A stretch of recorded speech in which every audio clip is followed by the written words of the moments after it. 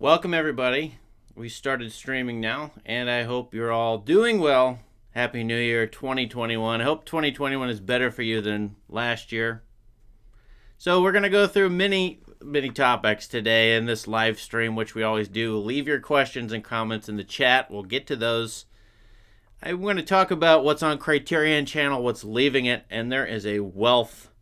If you're not subscribed to the Criterion Channel, you ought to. I don't get paid by them or sponsored by them, but there's a wealth of movies leaving the channel this month. And so I have no idea how you're going to even find the time to watch all of them that are leaving the channel, let alone all of the collections they have coming onto the channel. No one has the time for this. So I really believe in watching these movies. It's a lot of fun. So we'll get to that. And as always, you all leave suggestions for me. So last time in the December live stream, several people, at least two, in the comments told me to watch this. So I'll be commenting on this, which I actually just watched yesterday. It's a funny movie to end, or maybe an apropos movie to end year 2020 with. And so, yeah, this is always a good time. Leave your suggestions here, and we'll talk about movies coming out. I'm actually semi-excited. I'm not even sure that's the right word, about what's coming out on Netflix. There's 2 or 3 movies I thought actually were decent. I don't even have them up on my screen, but they look like they were more adult fare, and I mean mature adult, rather than candy-colored thriller adventure movies for younger people, let's say. So for those of you who are adults, you might get a kick out of Netflix, although who knows. So here, this is the first thing. So I was going through this book. If you don't know, Roger Ebert, film critic for Chicago Sun-Times, obviously for a number of years, and very beloved. It probably influenced every movie critic, including me, as just a person and a writer. I grew up watching Ebert's show. So in a weird way, the channel is inspired by Ebert.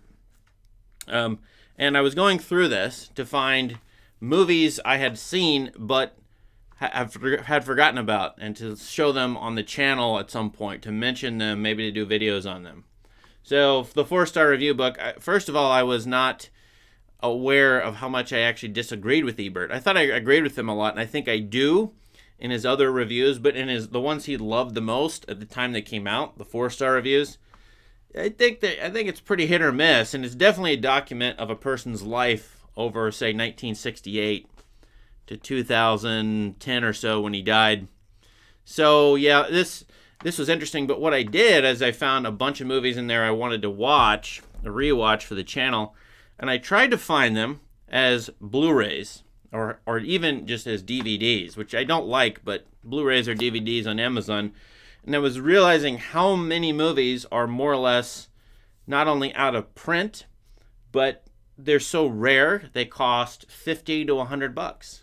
It was amazing how many movies he had recommended at some point, even movies that are just 10, 15 years old, that are seemingly out of print. And so, as always, the recommendation to me, I like physical media, and I like to own it. And if it's there and it's cheap, it's kind of worth buying, because I don't trust the streaming services. So that was a really interesting observation. Movies like, I have them written down the back, The Apostle, Breaking Away, the bicycle movie, Spartan, directed by David Mamet, The Straight Story by David Lynch. Surprisingly, I mean, One False Move, that movie is not in Blu-ray. My Father's Glory, My Mother's Castle. I mean, these are good movies, but I can't find them for cheap. So yes, you can rent them on the streaming services. You can buy them on Amazon on the cloud, and they'll be sitting on the cloud. But I don't like that. So that's one thing on my mind. But anyway, check out Roger Ebert's reviews. I'll probably say that a million times on this channel. The Act of Killing. This was a very interesting movie, but very hard to watch. So you must be in the mood for it, which would be pretty rare. I mean, the whole movie is preparing you or telling you about these men in Indonesia who 40 to 45 years ago were involved in the mass murders. Millions of people died in 1965, 66, and then you get them interviewed with them. In fact, they're the stars of the movie, and you follow them for 2.5 hours in the director's cut. And so I'm not sure who's going to be, on Friday or Saturday night. I'm trying to unwind after a long work week, ready for this. In fact, I found it pretty disgusting overall. And yet, can a movie dredge up empathy for mass murderers who are celebrating their murders, still 45 years later? That's one of the goals of this movie. But another thing that I was shocked by in it was that it was about whether movies condone and promote violence, or whether violence in movies is actually dissuades you from committing violence. I love that sort of topic. How much do movies influence us? And does violence in movies, turn us off or actually turn us on to violence? And so I was surprised that was in this movie. So if you've got 2.5 hours one day and you want to spend time with mass murderers who are still talking about their murders, even gloating about it, this is a pretty good documentary. The reason I got it was not just because of you all, but suggesting it was because it had the Errol Morris and Werner Herzog on top of it. They produced it, I think. So there's that. Hi, everybody in the comments. By the way, this channel, last year at this time, so this is how a year can go for you. Everybody's 2020. People are down on this year. I don't mean to say this in a gloating way or a narcissistic way or whatever, but I had a pretty good year. It was because I'm a closet introvert. I'm happy at home, but also the channel did pretty well. Last year I was getting 0 to 1 subscribers a day, hardly any video views, and so now we're up to about 6,600 subscribers, which is good, and I'm making a tiny bit of money. Little trickle. And so if you look at the Social Blade predictions for this channel, you'll see that over the next year and a half, it's supposed to grow tremendously, which I find, I don't believe it at all, except for Social Blade has been correct the entire year. So the predictions have been right all along, but I don't believe the future predictions, which is that maybe we get 100,000 people on the channel at some point. We'll see. I don't know. I'm just happy doing this as a hobby right now. It's kind of fun, although I'd like to get to more new releases. You see on this channel I did Pixar Soul and Wonder Woman 1984, and I did about 3 or 4, maybe just 2 or 3 new reviews in December. I wish I could get to more. One problem is access for me. I live in a remote part of the United States. The other problem is time. And so we'll see. If I can make more money on this channel, I can justify more time in putting into it.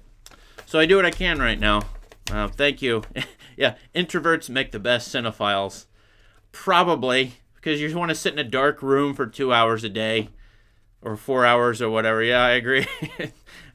I don't know who wants to do that if you're an extrovert, want to be around people. I think that's right. All right. Let's look at the Criterion Channel, which, as I said, I don't get sponsored by, but I really like. There's too many options on Criterion.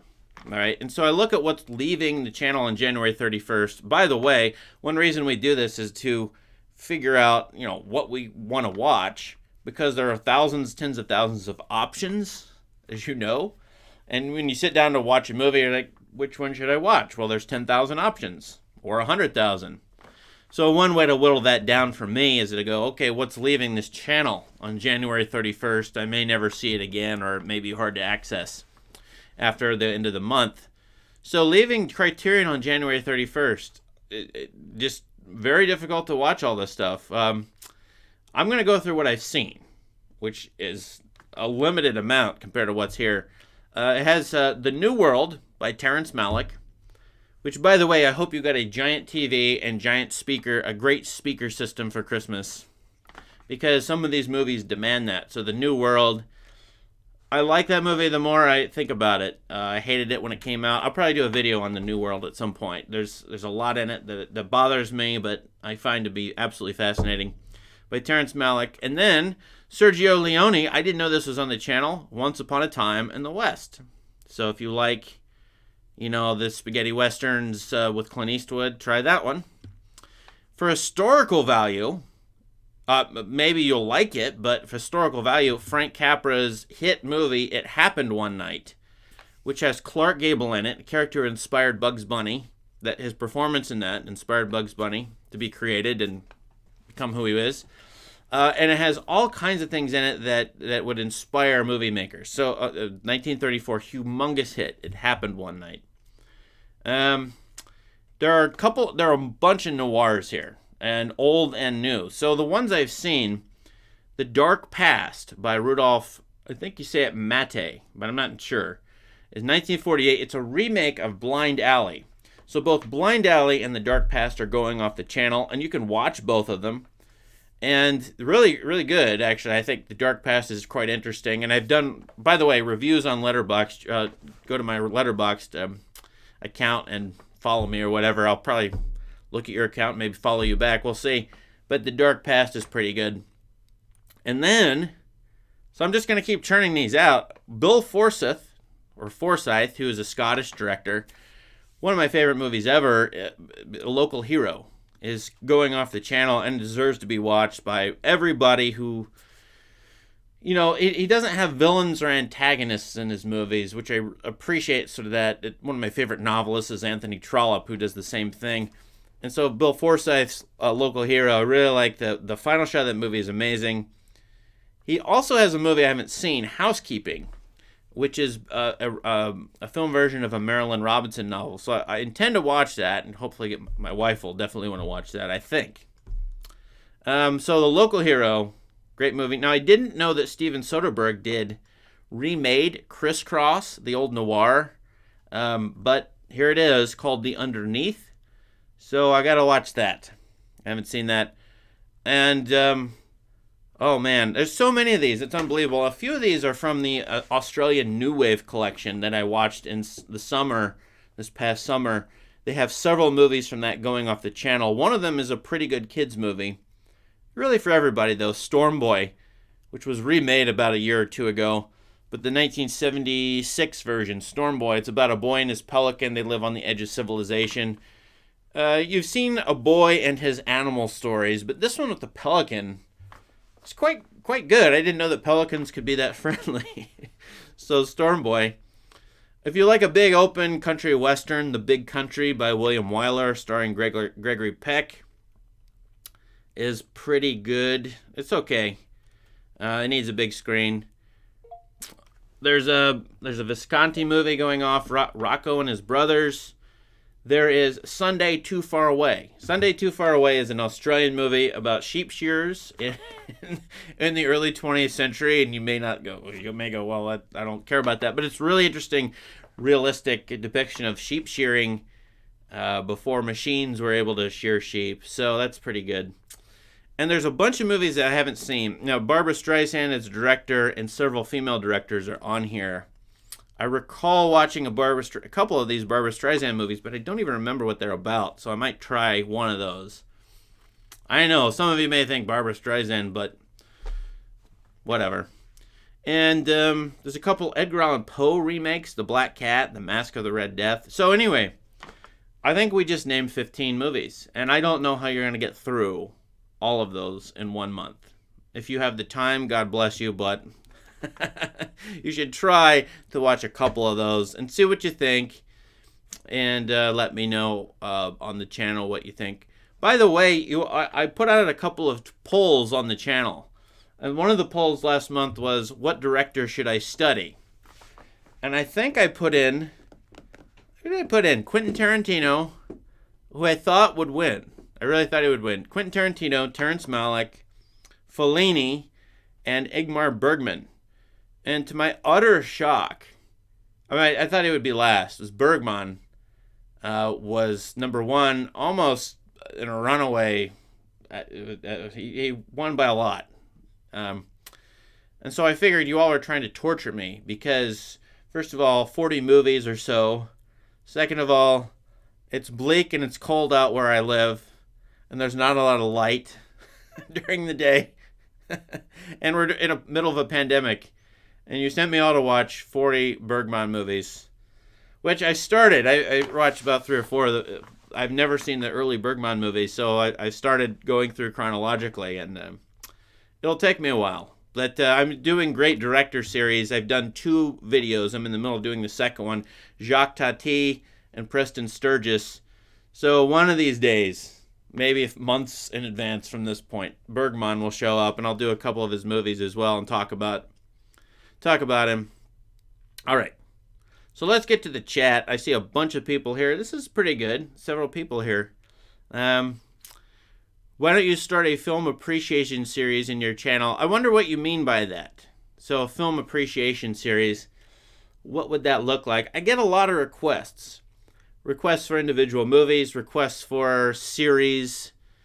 And at the moment, given the small size of the channel, I need to, oh, my phone's going off, sorry. I need to please the algorithms a little bit, I think.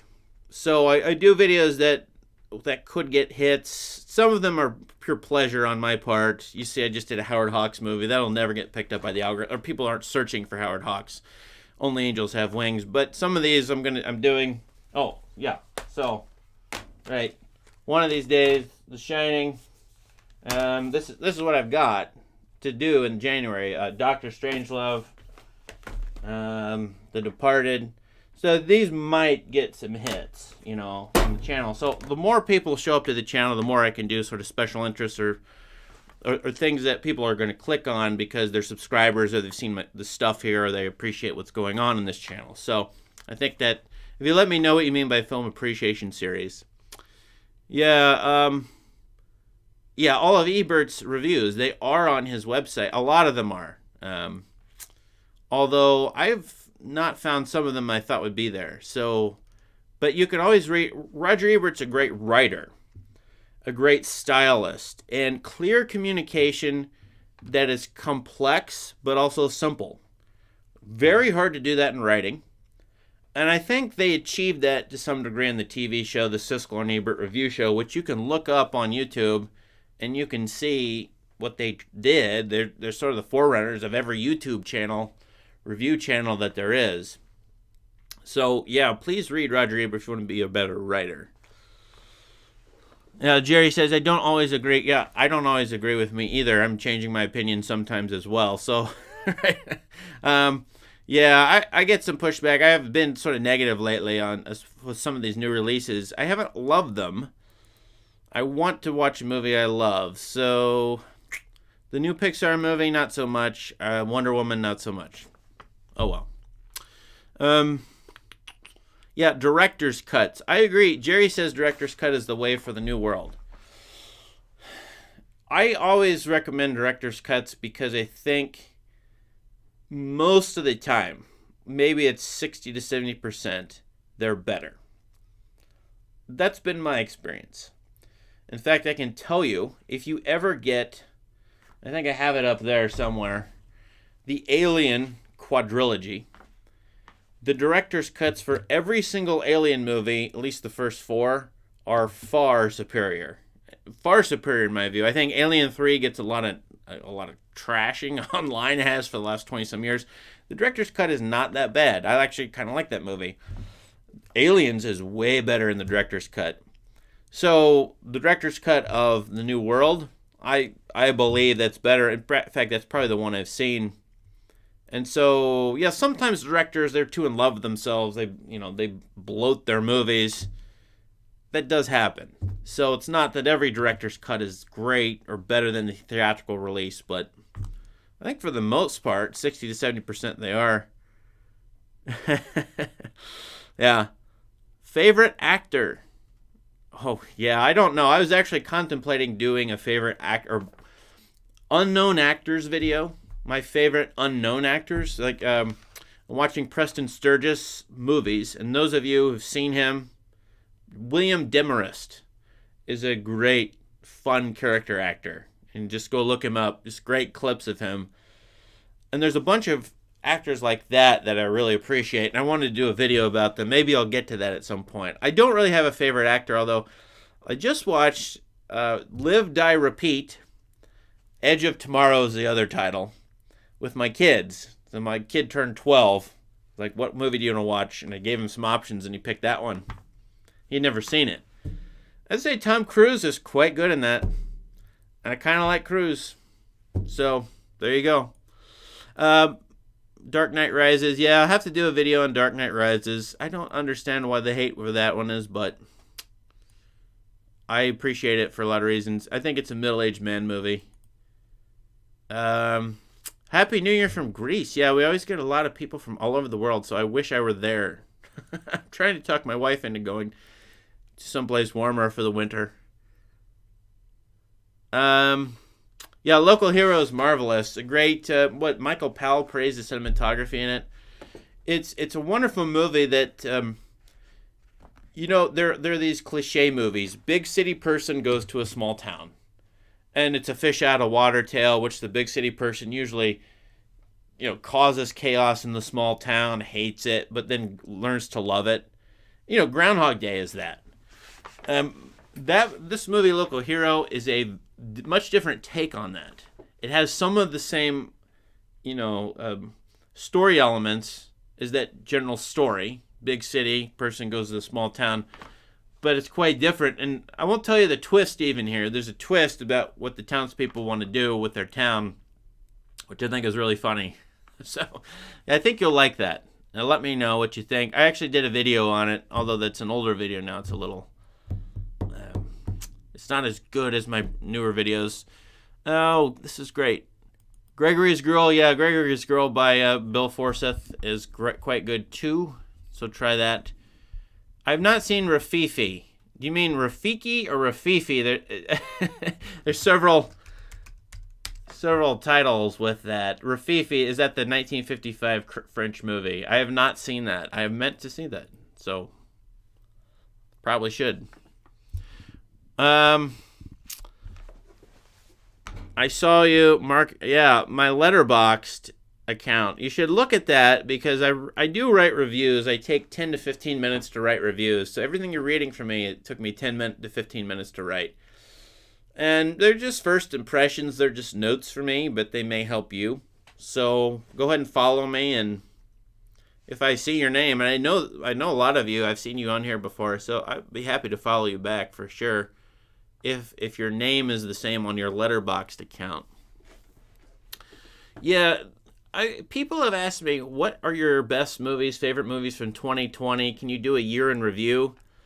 And I must say, I can't do a year in review, an honest year in review, because I haven't seen a lot of movies, quite frankly, from 2020. I feel like the pandemic and the video on demand stuff has precluded me from watching movies that would have come to my theater. And I wasn't going to spend $20 to rent a movie on VOD. It wasn't going to happen. It was outrageous pricing, in my view, for the new releases that skipped the theater and went to video on demand. And so I wanted to watch the movie Wild Mountain Thyme. I don't know anything about it except, the director escapes me, but the same director who did Doubt with Philip Seymour Hoffman and did Joe versus the Volcano, which I still like quite a bit.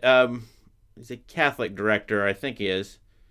John Patrick Shanley did Wild Mountain Thyme, but I wasn't able to get to that. It just came out, but I haven't seen it, and I want to see it. So there's probably 30 to 50 movies like that from 2020 that I ought to see. I'm still even going through 2019 movies, and so I ought to do a best of 2019 for you, even though no one would care at this point. So if you have 2020 movie recommendations, please leave them here, because I see somebody saying Sound of Metal, which I think is on Amazon. Is that correct? Let us know if that's correct. Yeah. Are there more versatile directors working today than the Coen brothers? Wow. I wonder what the viewers of this channel think of the Coen brothers. I'm honestly curious as to whether you don't like them at all, or they're wild, crazy fans of them on this channel. Because I've encountered all ranges of opinions about the Coens. In my personal life, all of the friends I have who I think are intelligent love the Coen brothers. who I think are intelligent, they love the Coen brothers. And so I'm wondering if that's the correct opinion or not. Now, I think the Coen brothers' best period of their filmmaking, although I really like, say, Raising Arizona. I just like the look of that movie and the way they shot it and all that. I think the last 5 or 6 movies they've done have been quite good and are all of a piece. So you need to watch them all and sort of catch all of their meta references to their other stuff. I mean, for example, you watch Inside Llewyn Davis. I might have said this in the video that I made, but there's a character from Arkansas in that. Well, guess what their Arkansas movie is? True Grit. So there's overlap, and you'll see it between Inside Llewyn Davis and True Grit. And to me, when you get to the Ballad of Buster Scruggs, they're basically quoting from their entire filmography in that movie. And so the more familiar you are with them, what they've put out, the more clever you'll see it as more clever than you may have otherwise. So I really like Ballad of Buster Scruggs, and I meant to write some 10,000 word thing on it. But I think they've been more serious and earnest and yet just as funny in the last 10 to 15 years. So, yeah, someone's saying I love No Country for Old Men and Raising Arizona, but dislike. Yeah, they went through a period, I feel like, after Fargo, Big Lebowski, they made 2 or 3 or 4 movies that weren't so great. Yeah, so anyway, I wonder about them, but I really actually like quite a bit of what you... Yeah, someone says, I'm interested in your take on Inside Llewyn Davis. I did a video on it. I like it because I understand what they're getting at in it better because of their other movies. True Grit, No Country for Old Men. By the way, so here's an insight. No Country for Old Men ends with this Tommy Lee Jones character talking about the dream of his father. And then True Grit opens with basically that dream. And just watch the end of No Country for Old Men, the beginning of True Grit. You'll see that they seg in perfectly. And A Serious Man also begins, I think, as a riff on that dream that the Tommy Lee Jones character discusses at the end of No Country for Old Men. So you watch No Country, Serious Man, True Grit, you see they're kind of sort of related. You wouldn't think that, but they are. All right. This is great. There's so many great people here. I really appreciate you all, and I've seen you comment before, so this is great. My thoughts on The Cranes Are Flying. Yeah. I have it at home. I have not seen it. But I just did a video on the other Kalatozov movie, The Letter Never Sent. So if you haven't seen The Letter Never Sent, you ought to see that. It's a basic humans versus nature movie. Wonderfully shot. Some fabulous sequences in that movie. So I actually have not seen The Cranes Are Flying. So I intend to watch it this year for sure. Hopefully I'm getting to your comments. Most of you at least. Yeah, so Sound of Metal is on Amazon. I'm sure Amazon has a couple of good movies, but I just never know what to watch from them. Yeah. A perfect movie for me. It's about high school teachers using alcohol to perform better in the classrooms. It's called it's called Another Round. I think you're trolling me. Using alcohol to perform better. Yeah. You need something to perform well in the classroom for sure. May not be a mind-altering substance, but something. And I will say a movie that I like about teaching, I think I like it. Now I'm going to look up the title. Is this French movie? I think it's called The Class. And it came out about 10 years ago now, but fairly realistic depiction. Yeah, The Class, 2008. Depiction of a French teacher dealing with immigrant children in 2008 era France, and it's more realistic than the teacher-student movies you often see, especially those from Hollywood. So there's another recommendation. Have I seen Tsai Ming Link's? I haven't seen his filmography at all. I know of it, but I haven't seen it. Yeah. People recommend them on this channel, but I haven't seen it. So, yeah. Well, yeah. So, anyway, I highly recommend reading through Ebert's 4-star reviews and seeing what you see. But his book of bad movie reviews is funny. Laugh out loud funny. So, it's good stuff. It's good occasional. I get out about every 2 years. I'll get this book out and read it and have fun with it. On the channel, keep commenting as you want to and giving me good criticism. I often get terrible criticism like your head is ugly or something like that. People, YouTube commenters show up and say stupid things, so I'll never see them again because they're banned. But sometimes I get good criticism, and someone was saying a couple days ago, you need to stop saying at the beginning of your videos that you're going to tell us what to think about this movie. And I hadn't caught that I was saying that. In fact, in my head it was, I'm going to help you understand some aspects of this movie so you'll appreciate it, and it will open up new ways of seeing the movie to you. That's really what I mean when I say that I say it at the beginning of some videos. That I'm going to help you think about what this movie's about. So that was a good criticism, because I thought, I need to reword that so it's clear as to what I mean. And I don't mean to shut down the artwork, but to open it up for you. So, anything like that. And over the past year, I hope you can see my videos, I've tried to improve the channel, whether it's just little things like lighting. I know this setup isn't that great. I'm not in love with the webcam setup here. I need to fix that. But I got a new camera. Lighting is slightly better. Acting is slightly better. Editing, not sure. A lot of little things behind the scenes that I'm doing a little bit at a time while I work my full-time job and yet do this channel. So it's a struggle, and it's fun, and it's educational at the same time to try to do this one-man TV show here, which is this channel. A lot of people asking me about what I've seen. What was that one? It Happened Tomorrow. I had not heard of this movie, 1944, but the guy gets a newspaper from the next day, which seems to be the newspaper arrives and it's from the next day. Wasn't that the basis of a TV show? But anyway, and I haven't seen that, but I always love that kind of Twilight Zone-y stuff. Yeah, Happy New Year to you guys too. I know the name for the green, gritty, dreamlike cinematography style. I'm not sure what you mean. Are they tinting their Chris Doyle, Wong how do you say his name? Wong Char-wei. I don't know what you mean. I have to see what you're saying. Do they tint? Is that just plain tinting, or is that something else? So they'd have to see what you're talking about. Love the videos. Thank you very much. I love what you're doing. The channel, What Makes This Movie Great series. Yeah, so the What Makes This Movie Great series, let me end on this.